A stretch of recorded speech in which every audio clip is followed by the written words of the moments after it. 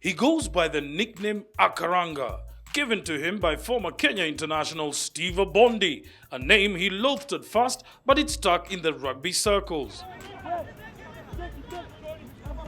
Akaranga started off as a footballer and was very good at it.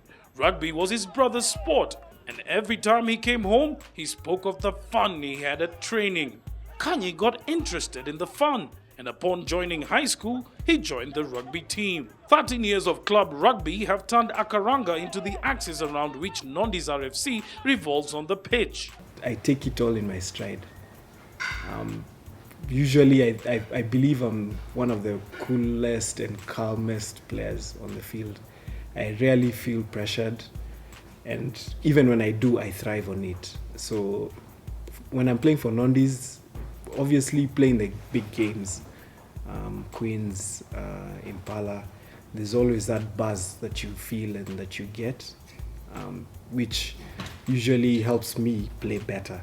The Bamburi Super Series 2014 did not go according to plan for Akaranga and his franchise, despite being touted as a team to watch because of the quality of players from the teams that made up the franchise. Chui franchise made up of Queens, Nondis and Impala wasn't the strongest, which on paper should make up the strongest franchise in the country, but Queens were involved in the Kenya Cup playoffs, so they couldn't give the best players, as well as Impala, so the team was largely made up of young players, so it wasn't as strong as it should have been.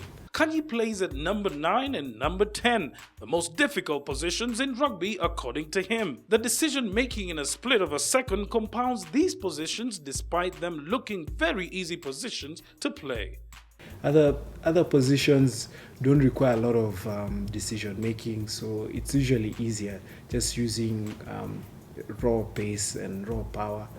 But yeah, as like you said, since I'm small, so definitely I have to use my brain more than anything else. On the pitch, Akaranga really did not like playing former Kenya international Ian Simuyu, one player who hacked pace and power and knew how to use them. Ian Simuyu was just a terrorist on the pitch.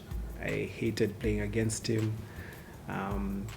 Because basically you kick the ball to him and you'd be going back behind your post to gather yourselves and pick yourselves up. Currently, lots of them. Collins Injera is definitely a handful. William Ambaka as well, because he's big and strong and fast. Sevens rugby can be very exciting, but Kanyi did not have the pleasure of playing consistently for the national sevens team. Basically, I was in and out of the team owing to injury. But I guess if I consolidate all the years I played, probably 3-4 years. Yeah. He last played in 2009 and then he got a shoulder injury that required surgery. He was back in 2011, same year that he was called back to the national sevens team. I usually ask myself if I'm not playing rugby, what am I doing with the extra time that I'd probably be doing something else. But yeah, I love the sport.